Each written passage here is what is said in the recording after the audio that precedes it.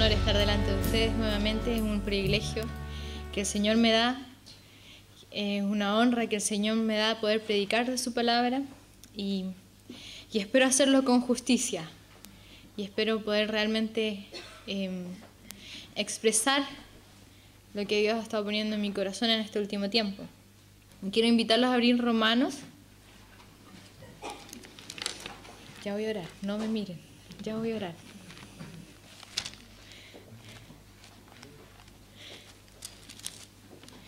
Voy a abrir el libro de Romanos en el capítulo 9.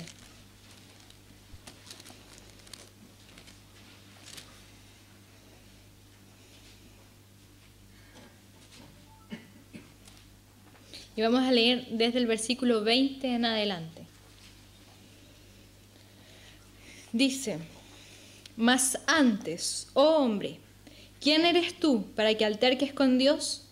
¿Dirá el vaso de barro al que lo formó: ¿por qué me has hecho así? ¿O no tiene potestad el alfarero sobre el barro para hacer de la misma masa un vaso para honra y otro para deshonra?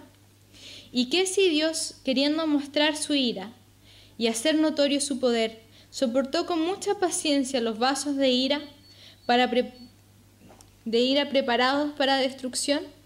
Y para hacer notorias las riquezas de su gloria, las mostró para con los vasos de misericordia, que Él preparó de antemano para gloria, a los cuales también ha llamado, esto es, a nosotros, no solo a los judíos, sino también a los gentiles.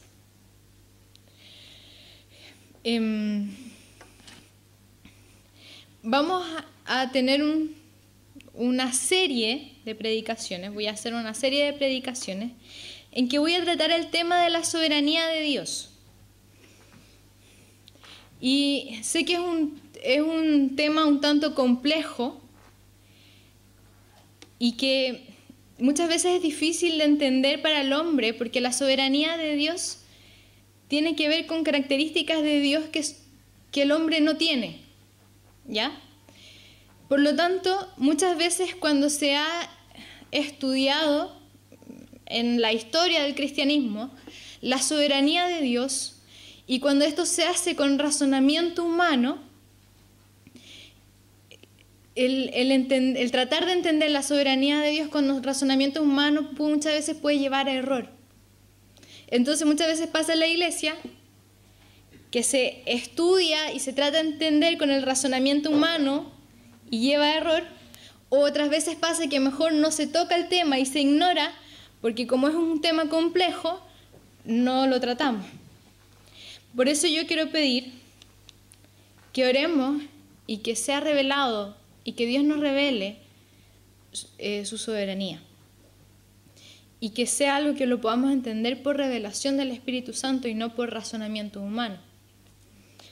Y quiero que no pretendo en esta serie que voy a hacer dar respuesta a todas sus preguntas.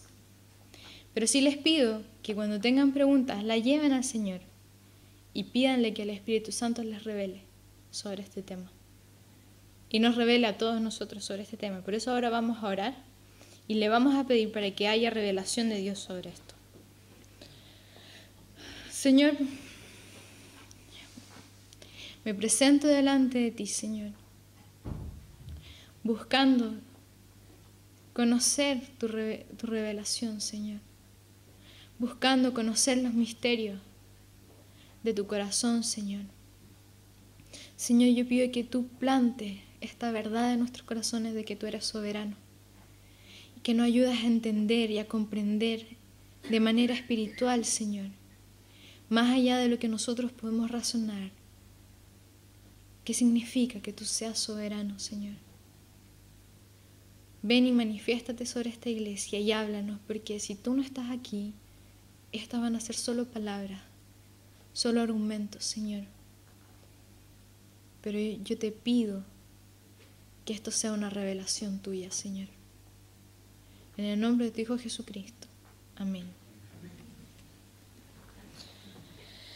Ya, en lo que le acabamos de leer en Romanos 9, del 20 al 24, en el versículo 20 dice: Mas Antes, oh hombre, ¿quién eres tú para que alterques con Dios? Dirá el vaso de barro al que lo formó, ¿por qué me has hecho así?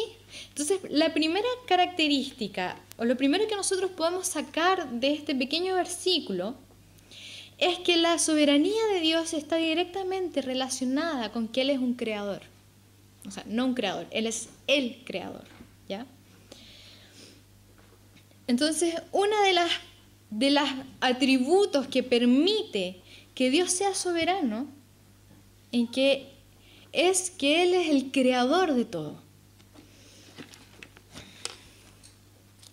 La Biblia dice: en el principio creó Dios los cielos y la tierra estaba desordenada y vacía, y las tinieblas estaban sobre la faz del abismo, y el Espíritu de Dios se movía sobre la faz de las aguas.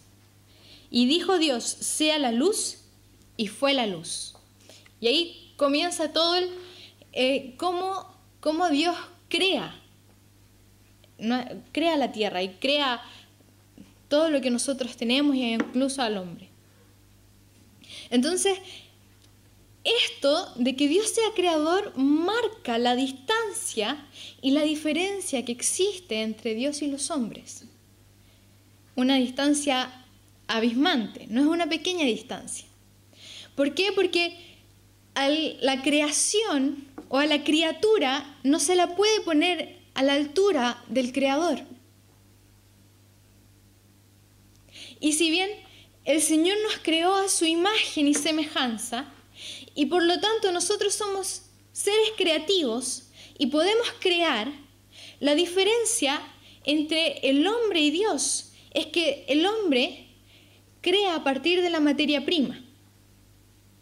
El hombre necesita de algo para crear algo más. Nosotros necesitamos de fierro, de madera y de distintos elementos para crear una silla. Pero Dios creó de la nada. Y ese atributo de Dios, de que Él es creador y tiene el poder de crear a partir de la nada, es lo que le da el carácter de deidad a Dios. Y por lo tanto, le da el carácter de ser soberano.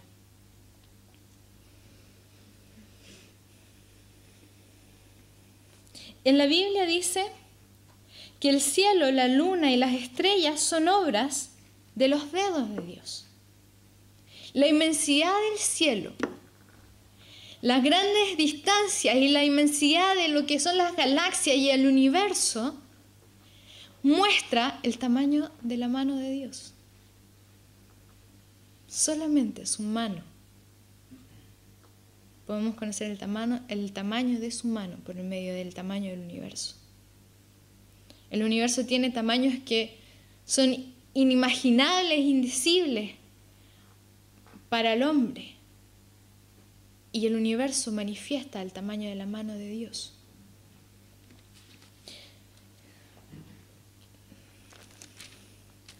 Luego en un salmo dice, en el Salmo 24, no lo busquen, pero está en el Salmo 24, dice: de Jehová es la tierra y su plenitud, y el mundo y los que en él habitan, porque Él la fundó y sobre los mares, porque Él la fundó sobre los mares y la afirmó sobre los ríos. Por lo tanto, Él es el dueño de la tierra y a Dios le pertenece la tierra porque es Él quien la fundó. Es Él quien la creó y la creó a partir de la nada. A Él le pertenece la tierra. En otro salmo habla en el Salmo 65 dice: visitas la tierra y la riegas, en gran manera la enriqueces, con el río de Dios lleno de aguas, preparas el grano de ellos cuando así la dispones, haces que se empapen sus surcos, haces descender sus canales, la ablandas con lluvias, bendices sus renuevos. Tú coronas el año con tus bienes y tus nubes destilan grosura. Destilan sobre los pastizales del desierto y los collados se ciñen de alegría. Se visten de manada los llanos y los valles se cubren de grano, dan voces de júbilo y aún cantan podemos ver que Dios no solamente es el quien crea, sino que es Él quien sustenta la tierra. Si nosotros podemos ser bendecidos con los frutos de la tierra y podemos alimentarnos de ellos, podemos vestirnos con ellos, podemos bendecirnos de las cosas que Dios da por medio de su creación, es porque Dios la sustenta. Entonces no solamente Él es el creador, y es un creador que muchas veces se plantea a Dios de esta forma, que Él creó y luego Él vive allá lejos en el cielo y nosotros aquí en la tierra, y nosotros hacemos lo que queramos aquí en la tierra porque Él está allá lejos, sino que Él es quien sustenta la creación y nosotros somos bendecidos por medio de lo que Él hace con la creación. Por lo tanto, esto significa que Dios es soberano por derecho, no por decreto. ¿Qué significa eso? Que no fue decretado que Él era soberano, no fue que se hizo una asamblea y todos llegaron a la conclusión de que Él tenía que ser soberano sobre todo, sino que Él tiene el derecho de ser soberano porque Él es creador y sustentador de todo. Es decir, en otras palabras, que Él tiene los derechos de autor sobre la creación. Y por lo tanto, Él puede hacer como a Él se le plazca sobre su creación. Él es el dueño y Él es el Señor sobre esta creación. Los quiero invitar a abrir el Salmo 50. Porque la pregunta es, quizás nosotros creemos esto y creemos que Dios es creador y lo decimos y así lo defendemos, en que Él ha sido creador de todo. Pero ¿qué implicancia tiene para el hombre que Él sea el soberano? ¿Cómo afecta al hombre la soberanía de Dios? Y en el Salmo 50, en el versículo 7 dice: Oye, pueblo mío, y hablaré, escucha, Israel, y testificaré contra ti. Yo soy Dios, el Dios tuyo. No te reprenderé por tus sacrificios ni por tus holocaustos que están continuamente delante de mí.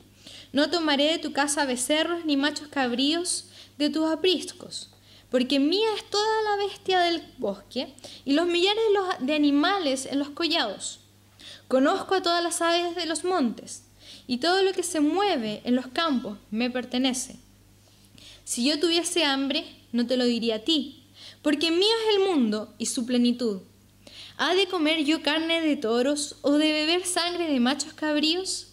Sacrifica a Dios alabanza y paga tus votos al Altísimo.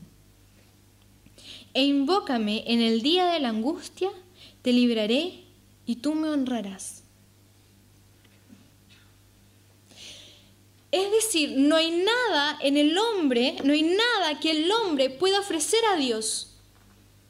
Nada que ya no le pertenezca. Todo lo que yo tengo, todo beneficio, toda riqueza, todo materialmente, toda mi familia, todo lo que yo pueda tener, le pertenece a Dios por derecho, porque Él es soberano y es dueño de todas las cosas.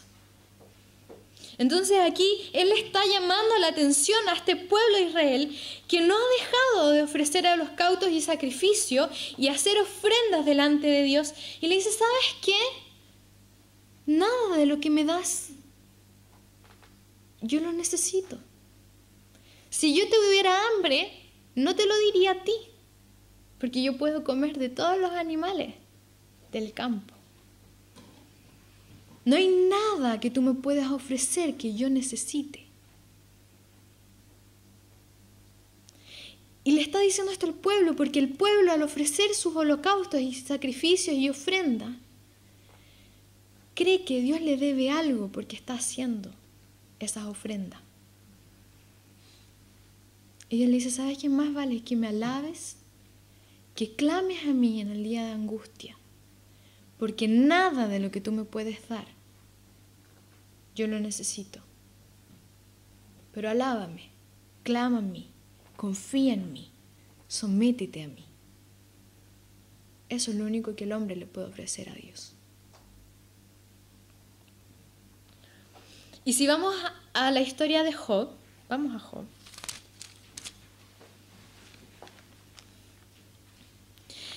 Cuando uno se enfrenta a la historia de Job, Job es un hombre recto que teme a Dios y que le ha ido bien en todas las cosas y tiene riquezas y tiene una familia, tiene hijos, tiene todo lo que el hombre puede desear tener, porque ha sido bendecido por Dios. Entonces Satanás le dice, ¿sabes qué? Él te teme y él es recto porque tú le das de todo. Pero déjame quitarle las cosas, a ver cuánto le dura su rectitud. Y Dios autoriza a Satanás a que lo toque y le quite todo.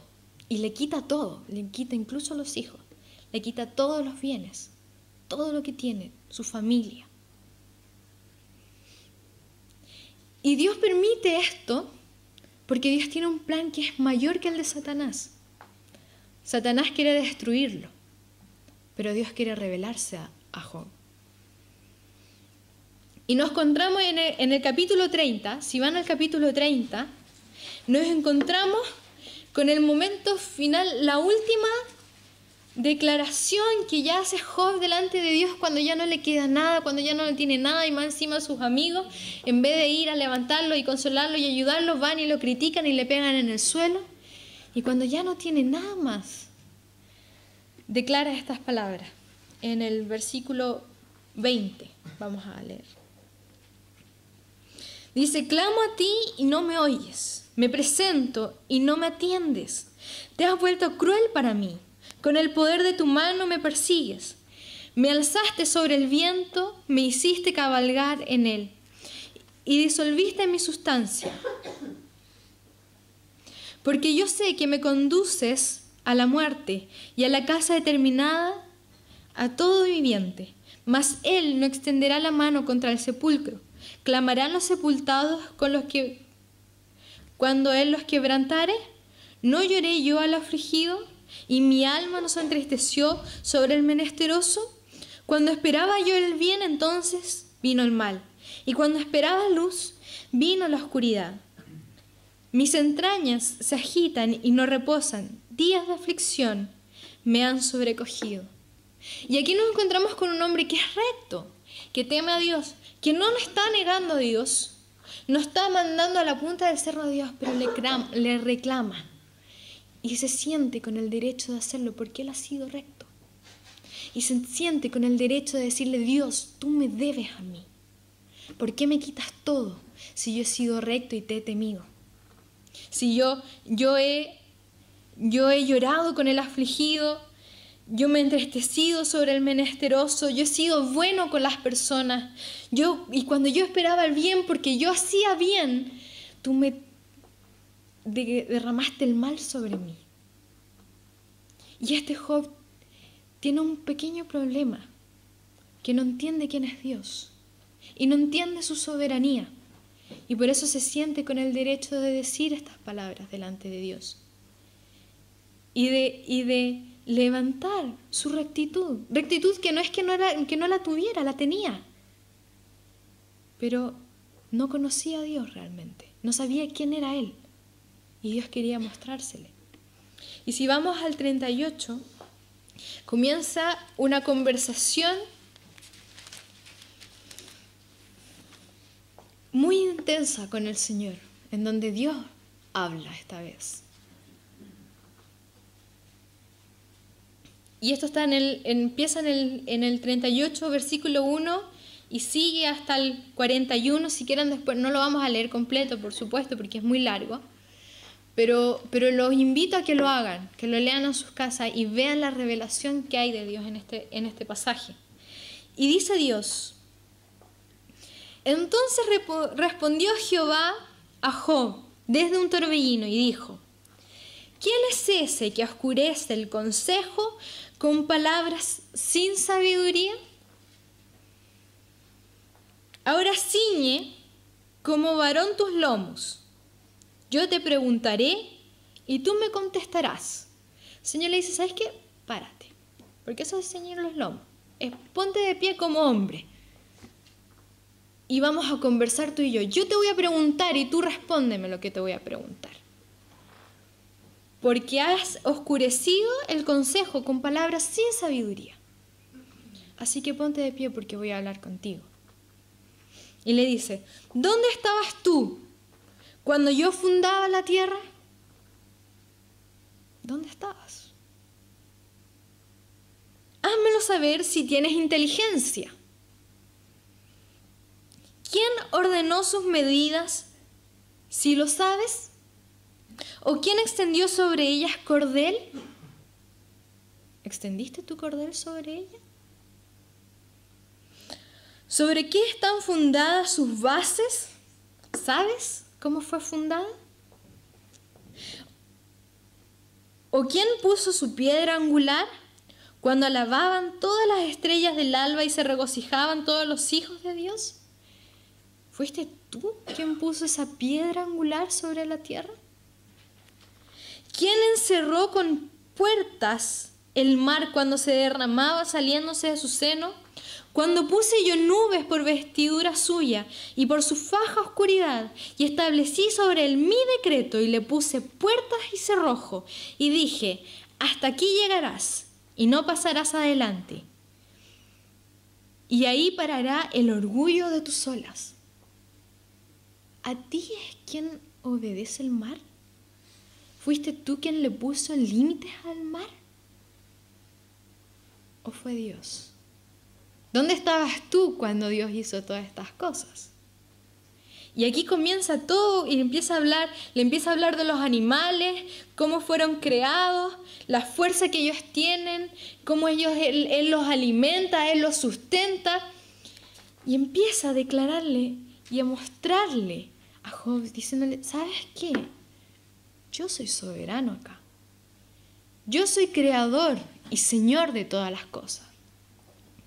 Esta tierra me pertenece a mí, porque yo la fundé y ninguno de los hombres estaba para ver cómo yo la fundaba siquiera. Y la respuesta de Job, cuando él se encuentra con la soberanía de Dios y Dios se le revela de esta forma,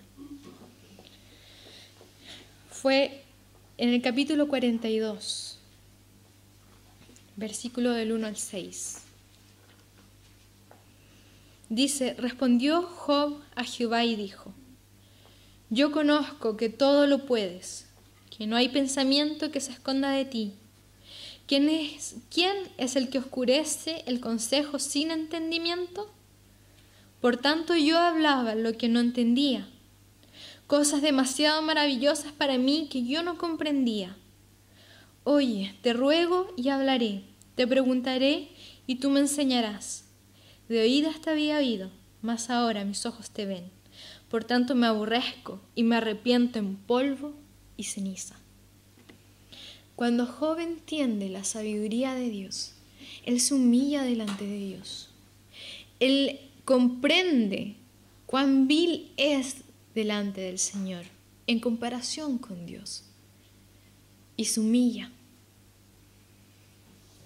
Y reconoce y se arrepiente por esa altanería que él tuvo en algún momento en contra de Dios.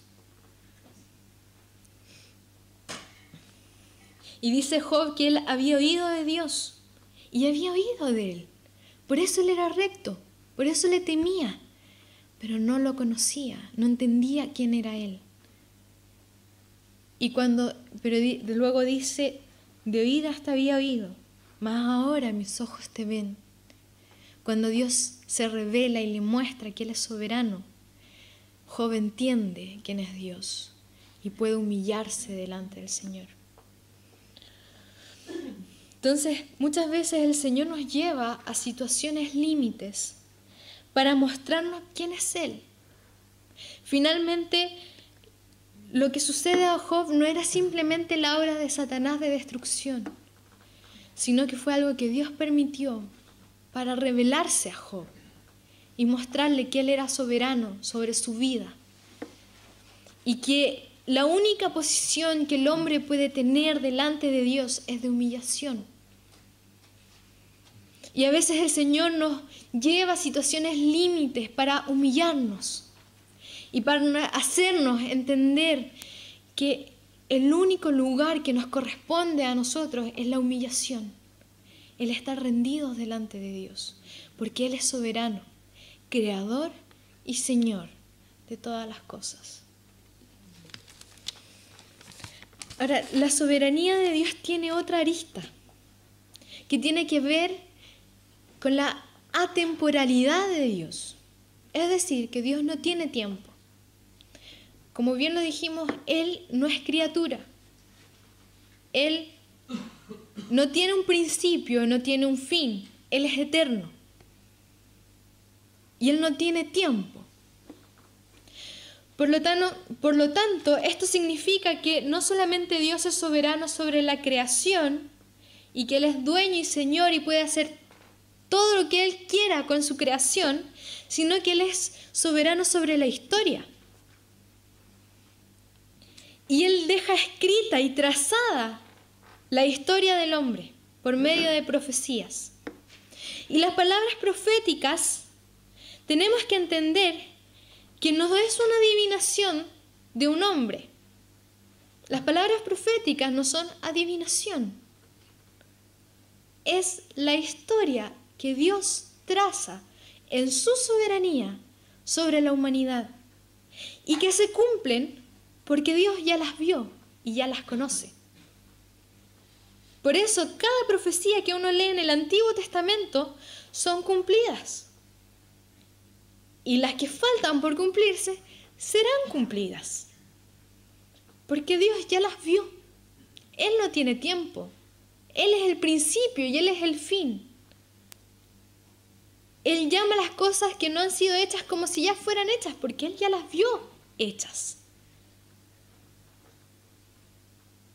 Y por lo tanto, cada profecía que se declara en la Biblia es cumplida y se cumple en su totalidad. Y así ocurre cuando Jesús va a la ciudad de Jerusalén y se para antes de entrar a ella. Dice que se acerca a la ciudad y la ve y llora. Y dice, y cuando llegó cerca de la ciudad, está hablando de Jerusalén, al verla, lloró sobre ella, diciendo, oh, si también tú conocieses a lo menos en este tu día lo que es para tu paz, mas ahora están cubiertos de tus ojos, porque vendrán días sobre ti, cuando tus enemigos te rodearán con vallado y te sitiarán, por todas partes te estrecharán, y te derribarán a tierra y a tus hijos dentro de ti, y no dejarán en ti piedra sobre piedra, por cuanto no conociste el tiempo de tu visitación. Esta palabra es una palabra profética que Jesús declara sobre la ciudad de Jerusalén. Esto lo vimos y lo estudiamos en los miércoles. Los que no van los miércoles les recomiendo que vayan, porque Dios revela muchas cosas importantes. Y esta es una de las cosas que vimos.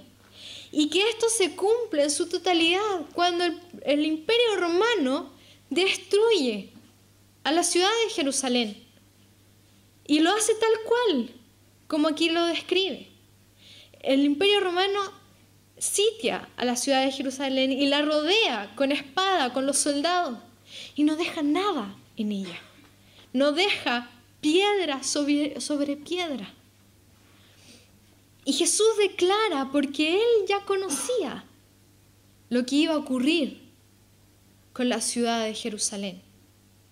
Entonces, si lo que fue escrito se cumple y lo que fue declarado en palabra profética se cumple, otras palabras que han sido declaradas y están por cumplir, también se van a cumplir. Porque Dios es soberano sobre la historia del hombre. Y si vamos a 1 de Tesalonicenses 5,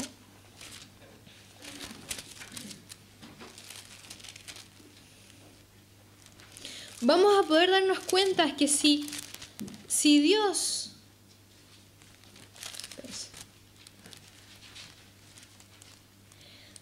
ha cumplido gran parte de las profecías que hay en el Antiguo Testamento, si esta palabra de Jesús que les acabo de leer se cumplió sobre la ciudad de Jerusalén, si las profecías acerca de Cristo fueron cumplidas en su venida en su totalidad,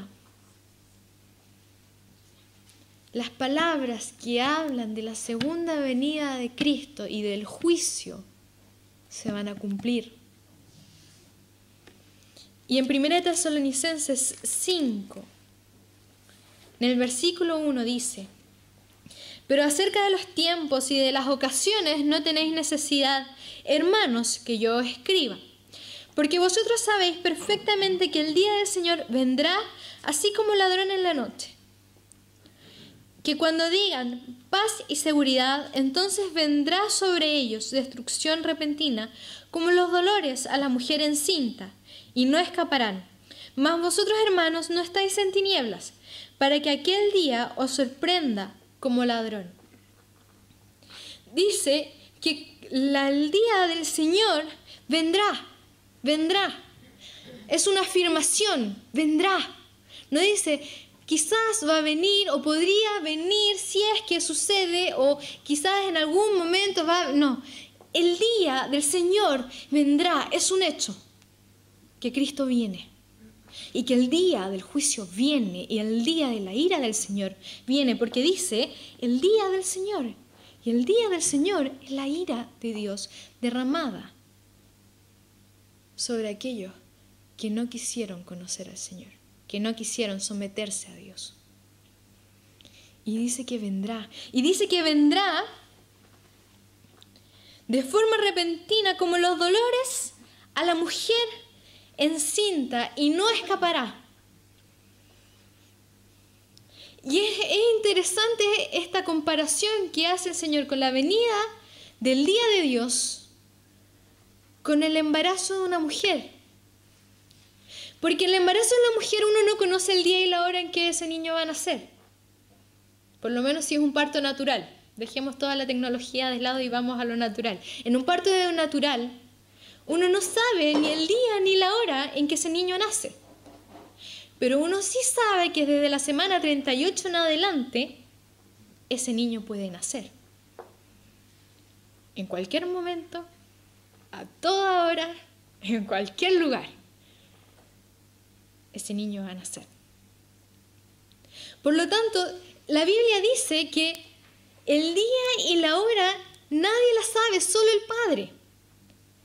Pero hay un día y hay una hora establecida, declarada por el Padre.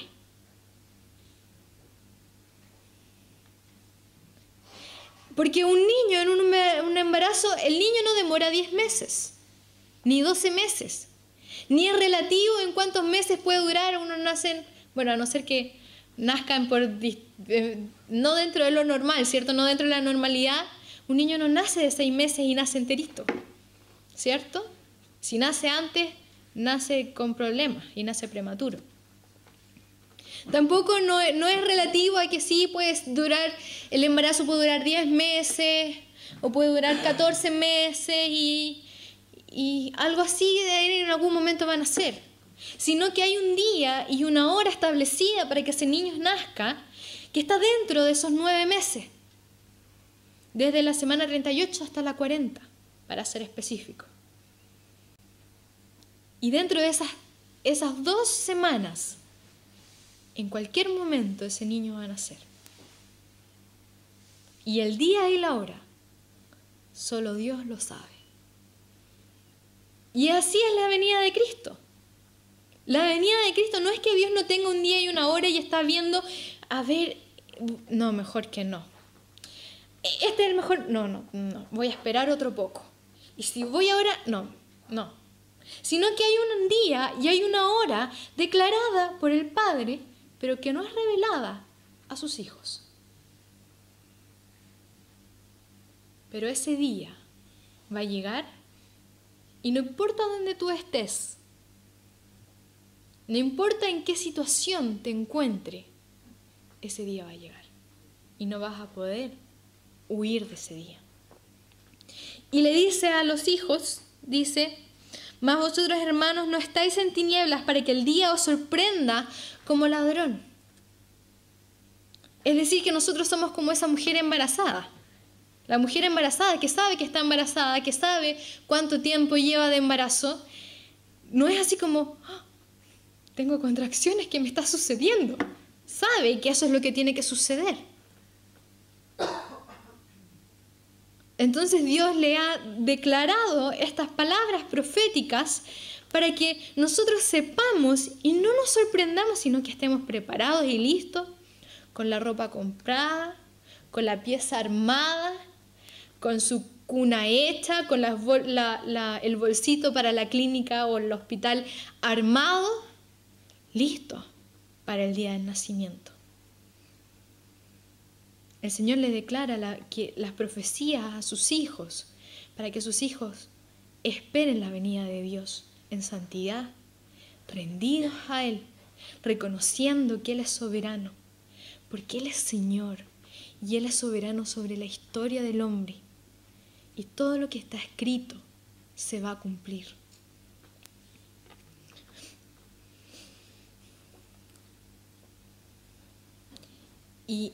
Cuando yo entiendo que Dios es soberano sobre la historia y que todo lo que está escrito se va a cumplir, yo entiendo que el lugar más seguro para mi propia vida es Cristo. Es estar bajo su voluntad y bajo su señorío. Para mí es una razón de tranquilidad y de confianza saber que en las manos de Dios están mis tiempos. Para mí es un sentido, y para el cristiano es un sentido de confianza, saber que Dios es soberano sobre la historia y que nada se escapa de sus manos. Entonces, cuando yo entiendo que Dios es soberano, mi corazón está confiado y tranquilo mientras me mantengo en la voluntad del Señor. Y si volvemos a Romanos 9,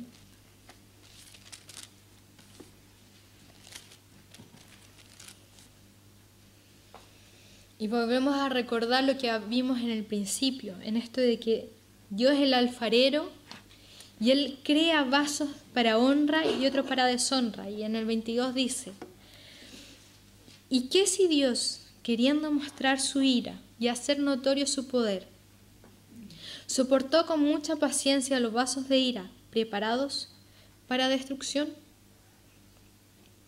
Y para hacer notorias las riquezas de su gloria, la mostró para con los vasos de misericordia que Él preparó de antemano para gloria, a los cuales también ha llamado, esto es, a nosotros, no solo de los judíos, sino también de los gentiles. Por lo tanto, el día del Señor viene, porque Él es soberano sobre la historia y eso que está escrito es. Y tenemos dos opciones: ser vasos de honra o ser vasos de deshonra. No hay una tercera opción: vasos de honra o vasos de deshonra. Y la pregunta es, en el día del Señor, ¿cuál de estos dos vasos quieres ser tú?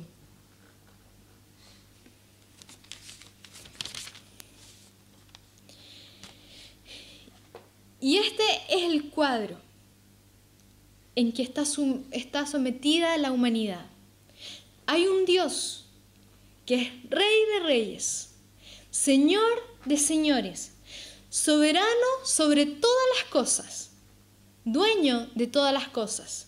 Y Él rige su soberanía sobre un mundo rebelde, un mundo que se resiste a su soberanía, un mundo que se rebela constantemente y está en guerra y en enemistad en contra de este Rey soberano y este Señor. Y el Señor le dice a este mundo que está en rebelión, le dice: el día de mi ira vendrá y voy a traer destrucción sobre mis enemigos, sobre los que están en guerra contra mí, sobre los que están en rebelión. Pero para aquellos que se rindan, que se arrepientan de su rebelión, que bajen sus armas y vengan y se sometan a mi soberanía, con ellos yo haré misericordia. Ese es el cuadro. Y Dios envía embajadores a este mundo rebelde a decir, ríndanse, baja tus armas, arrepiéntete de tu rebelión y sométete a la soberanía de este rey. El mensaje del Evangelio es este: arrepiéntete de tu rebelión, toma tu cruz y sígueme, muere, aborrece padre y madre y todo lo que puedas tener y sígueme, porque si no, no eres digno de mí. Este es el mensaje del Evangelio. El mensaje del Evangelio es un mandato sobre una humanidad rebelde a que se rindan de su rebelión y a que se sometan a la soberanía de Dios. Ahora quizás algunos de ustedes están diciendo, ya, pero dice que Dios crea los vasos de honra y de deshonra. ¿Y qué pasa si Dios me escogió a mí para ser un vaso de deshonra? ¿Qué puedo hacer yo? Pobrecito de mí. Pero el Evangelio no dice, ni la palabra en ninguna parte dice, ora y averigua qué clase de vaso eres. No dice, mira, anda y ora al Señor y pídele, porque a ver si quizás eres un escogido y un vaso de honra. No. El mensaje del Evangelio es arrepiéntete. Es muere. Toma tu cruz.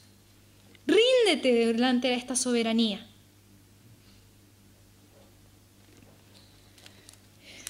Y en 2 de Timoteo, no lo busquen porque lo voy a leer rapidito. En 2 de Timoteo nos encontramos con un pasaje muy similar al que estamos leyendo en Romanos. Y dice, pero en una casa grande no solamente hay utensilios de oro y de plata, sino también de madera y de barro. Y unos son para usos honrosos y otros para usos viles. ¿Se fijan? Está hablando de lo mismo. Vasos de honra y de deshonra. Aquí habla de utensilios, pero en el mismo cuadro.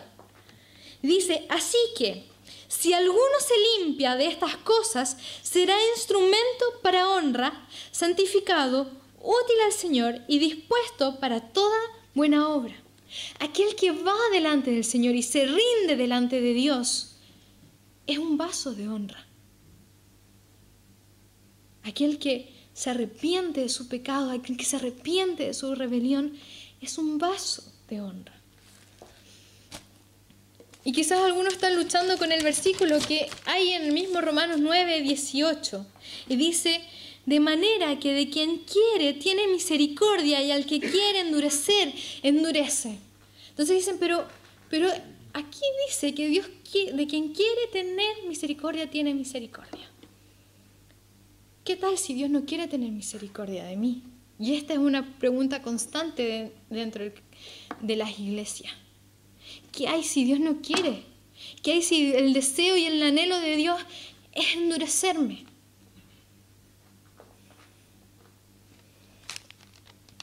El tema es que es cierto. Dios de quien quiere tiene misericordia y al que quiere endurecer, endurece.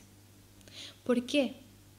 Porque en realidad la justicia de Dios sobre esta humanidad era que todos fueran al infierno. Todos somos dignos de ira. No hay ninguno que se salve. No hay ninguno bueno, dice el Señor. Pero Dios, en su soberanía, quiere tener misericordia de algunos. Y quiere librarlos de su ira. Y la Biblia también declara de quién Él quiere tener misericordia. Él dice sobre quiénes va a ser misericordia. Y en la Biblia dice que Dios atiende al humilde, pero al altivo mira desde lejos.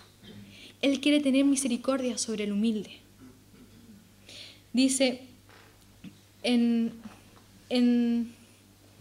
voy a ir mencionando, no los voy a leer, pero para los que anotan, los pueden anotar. En Deuteronomio 5:10 dice que Él tiene misericordia de los que aman y guardan sus mandamientos. En Salmo 17, 7 dice que Él tiene misericordia de los que confían en Él. En el Salmo 32 dice, en 32, 10 dice, los que esperan en Él, Él tiene misericordia de los que esperan en Él. Los que esperan en el Señor alcanzan la misericordia de Dios. En el Salmo 86, 5 dice que Él tiene misericordia de los que invocan su nombre. En el Salmo 103, 11 dice que Él tiene misericordia de los que temen. En el Evangelio de Mateo dice que Él tiene misericordia de los que hacen misericordia. También dice, no lo anoté de dónde era, pero también dice la Biblia que Él tiene misericordia de los que se arrepienten, confiesan y se apartan del pecado. Él de los que quiere tiene misericordia y a los que quiere endurece. Y endurece al altivo, al impío y al que no quiere y al que ama su iniquidad, al que ama estar en las tinieblas y ama su pecado, a ese lo va a endurecer.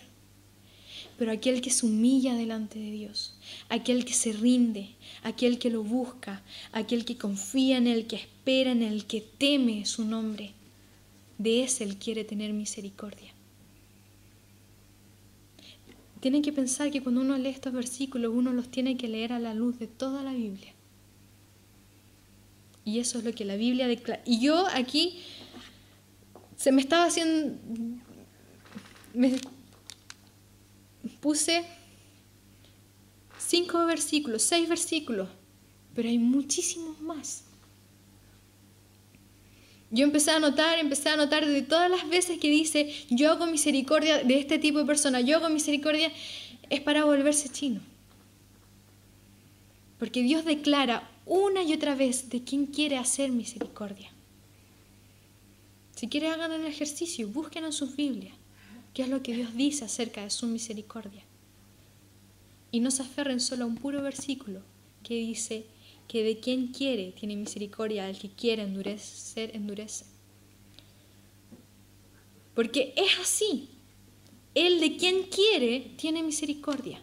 Y Él quiere tener misericordia de los que aman, los que confían, los que esperan, los que lo invocan, de los que lo temen, de los que se humillan delante del Señor, de los que se rinden en esa rebelión y se arrepienten de su rebelión. De esos Él tiene misericordia. Por eso el Evangelio no consiste en ora y pregúntale al Señor si Él quiere tener misericordia de ti, sino que el Evangelio es arrepiéntete, ríndete, muere, toma tu cruz. Porque de esas personas Dios va a tener misericordia. Y quizás el pensamiento más fuerte que viene en contra de esto es que uno dice entonces es por mérito, ¿no? Porque sin la misericordia de Dios no puedes ser salvo. Sin la sangre de Cristo no puedes ser salvo. Pero puedes ir y arrepentirte delante del Señor para que tenga misericordia de ti y te salve. Amén. Póngase de pie.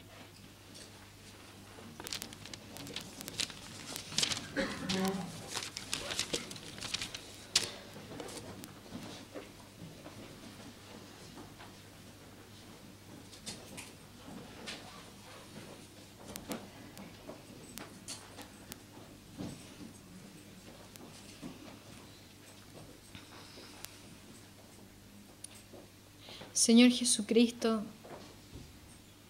yo pido que tú nos reveles tu soberanía. Revélanos, Señor, para que podamos humillarnos como se humilló Job delante de ti, Señor. Perdónanos porque muchas veces nos paramos delante de ti creyendo que tú nos debes algo. Y muchas veces cuando las cosas no salen, no ocurren como nosotros las esperamos, levantamos nuestro puño en contra de ti y reclamamos en tu contra. Perdónanos, Señor, porque tú eres soberano. Y humilla nuestro corazón, Señor. Señor, queremos arrepentirnos de nuestra rebelión. Y queremos someternos a tu soberanía, Señor. No queremos seguir resistiendo a tu soberanía. No queremos seguir peleando en contra de tu soberanía. Queremos someternos, Señor. Y quita en medio de nuestro corazón todo lo que se opone a tu soberanía. Toda rebelión, todo pecado, Señor, que se opone a tu soberanía, Señor, a reconocerte a ti como Señor. Espíritu Santo, ven y revélate y humilla nuestro corazón. Que no tengamos que vivir tiempos más duros y más difíciles para humillarnos, que no tengamos que perderlo todo como tuvo que perderlo Job, para humillarnos delante de ti. Ten misericordia, Señor. Clamamos por misericordia. Invocamos tu nombre para que tú tengas misericordia, Señor. Y que nos salves de nuestra propia iniquidad, de nuestra propia rebelión, Señor.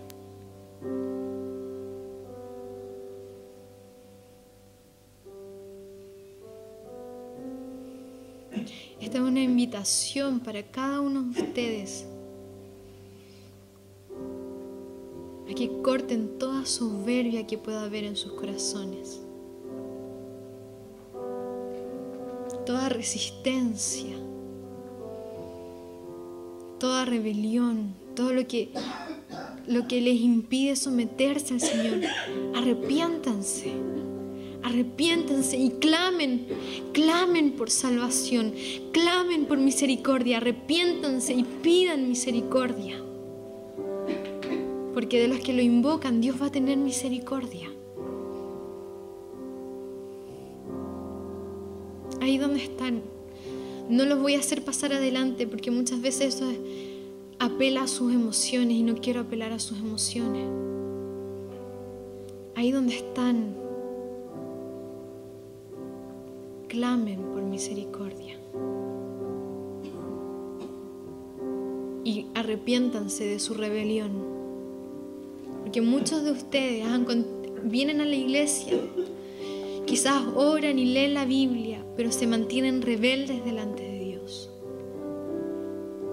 Se resisten a su soberanía, se resisten a su voluntad. Arrepiéntanse delante del Señor por eso.